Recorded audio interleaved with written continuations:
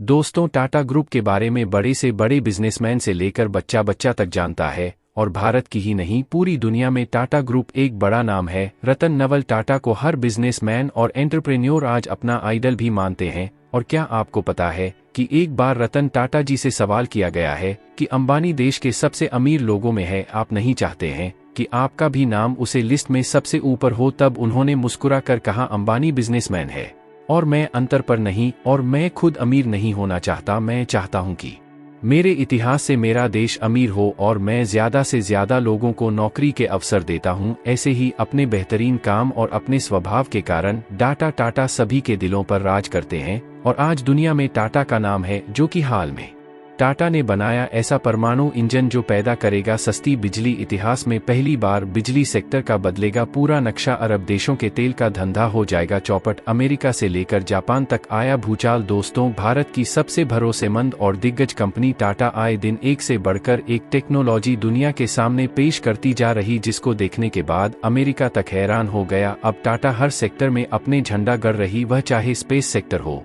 Automobile sector हो, energy sector हो या फिर काहे डिफेंस सेक्टर। टाटा हर तरफ से भारत की मदद कर रहा है। और अब टाटा एनर्जी सेक्टर को लेकर एक ऐसी जबरदस्त खबर दी है जो 140 करोड़ भारतीयों का सीना गर्व से चौड़ा कर देगा। 18 साल। दोस्तों, भारत इलेक्ट्रिसिटी और पॉल्यूशन की समस्या को कम करने के लिए एक ऐसे प्रोजेक्ट पर काम कर रहा है जो आने वाले समय में भारत के जीरो एविएशन वाले लक्ष्य में एक मील का पत्थर साबित होने वाला, क्योंकि भारत का लक्ष्य है 2047 तक भारत को जीरो एमिशन वाली कंट्री बनाना, यानी भारत में प्रदूषण नाम का कोई चीज नहीं रह जाएगा। जैसा कि हम सबको पता है कि इस समय फॉसिल फ्यूल का इस्तेमाल होता है ट्रांसपोर्टेशन सेक्टर में, जो कि प्रदूषण का सबसे बड़ा कारण। भारत पेट्रोल डीजल पर से अपनी डिपेंडेंसी को पूरी तरह से खत्म करने के लिए बड़ा कदम उठा चुका और यह भारत का कम अरब देशों के तेल का धंधा चौपट कर देगा। दूसरी तरफ भारत इलेक्ट्रिसिटी सेक्टर में भी बड़े शिद्दत से जुट गया है। कई बड़े प्लेयर्स को इस सेक्टर में एंट्री भी मिल चुकी है।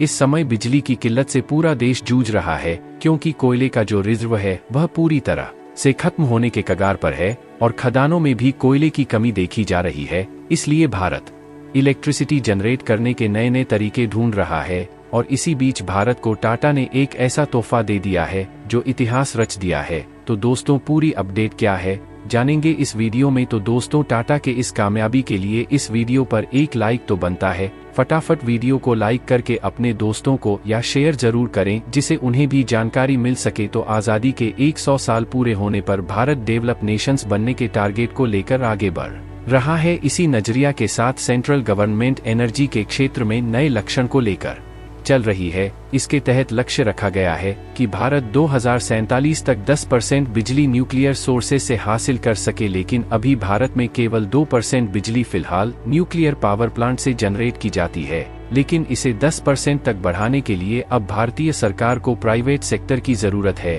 और भारत के इस टारगेट को पूरा करने के लिए ऐसी धीरज कंपनी से मदद मांगी गई है जो भारत की मदद ऑलरेडी कई सेक्टर में कर रही है। सीधे तौर पर सरकार इन प्राइवेट कंपनी को न्यूक्लियर एनर्जी सेक्टर में खींचने का मन बना चुकी है, वह भी तब जब भारत में प्राइवेट कंपनी को न्यूक्लियर पावर प्लांट कंस्ट्रक्शन और ऑपरेट करने की परमिशन नहीं मिली है। वैसे आपको बता दें कि फिलहाल भारत की 42% बिजली नॉन फॉसिल फ्यूल से बनाई जाती है।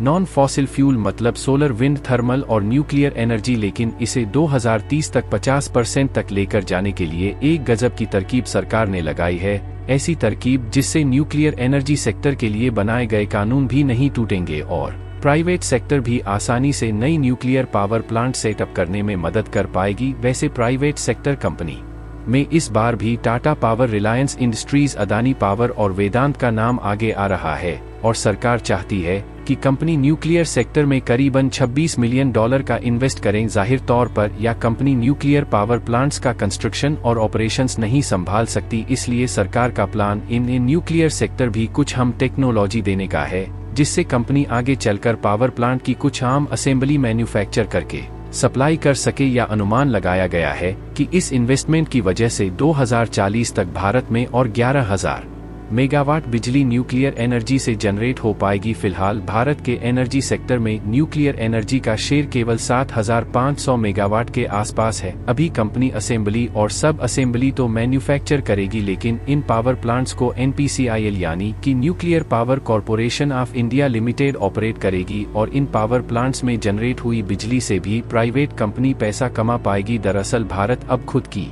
न्यूक्लियर पावर प्लांट सेटअप करना सीख चुका है और आगे चलकर दूसरे देशों के लिए ऐसे स्वदेशी nuclear power plants Bharat contract करना चाहता है। ठीक वैसे ही जैसे रूस के मोस्ट एक्सपोर्ट भारत के तमिलनाडु में एक न्यूक्लियर पावर प्लांट कंस्ट्रक्ट कर रही है। दरअसल रस तमिलनाडु में कुडनकुलम न्यूक्लियर पावर प्रोजेक्ट के कंस्ट्रक्शन में भारत की सहायता कर रहा है। कुडनकुलम प्रोजेक्ट में 6 लाइट वाटर न्यूक्लियर रिएक्टर्स होंगे, जिनमें प्रत्येक की क्षमता 1000 मेगावाट होगी। आपको बता दे, भारत 13,800 मेगावाट की कुल क्षमता वाले 18 नए न्यूक्लियर पावर रिएक्टर 2032 तक स्थापित करेगा, जिससे न्यूक्लियर एनर्जी की टोटल एनर्जी में हिस्सेदारी 22,000,480 हो जाएगी। वर्तमान में NPCIL 880 मेगावाट की कुल क्षमता वाले 24 रिएक्टर ऑपरेट करता है और एटॉमिक एनर्जी डिपार्टमेंट को 2030 तक न्यूक्लियर पावर जनरेशन की 20 गीगावाट करने का लक्ष्य दिया गया है। ऐसा होने पर भारत अमेरिका और फ्रांस के बाद दुनिया में न्यूक्लियर एनर्जी का तीसरा सबसे बड़ा प्रोड्यूसर हो जाएगा। फिलहाल रूस के बाद अकेला भारत ऐसा देश बन चुका है जिसके पास फास्ट ब्रीडर रिएक्टर की टेक्नोलॉजी है। मतलब अब हम खुद का न्यूक्लियर फ्यूल भी जनरेट कर सकेंगे। इसके लिए अभी तक भारत को दूसरे देशों के आगे हाथ फैलाने की जरूरत पड़ती थी। अगर सभी चीजों का सही से इम्प्लीमेंट हो गया तो दोस्तों यकीन मानिए, भारत में 24 घंटे बिजली लोगों को काफी सस्ती मिलेगी। साथ ही साथ भारत दूसरे देशों को भी बिजली भेज सकेगा, जिससे भारत को अच्छा खासा मुनाफा होगा। भारत की इकोनॉमी बहुत तेजी से आगे बढ़ेगी। भारत एनर्जी का हब बन जाएगा जो पूरी दुनिया को बिजली सप्लाई लाए कर सकेगा। तो दोस्तों, भारत को अपने सारे प्रोजेक्ट को जल्द से जल्द कंप्लीट कर लेना चाहिए। तो इसके बारे में आपका क्या कहना है, कमेंट बॉक्स में जरूर बताइएगा। तो दोस्तों, फिर मिलते हैं एक नए वीडियो के साथ। तब तक के लिए जय श्री राम।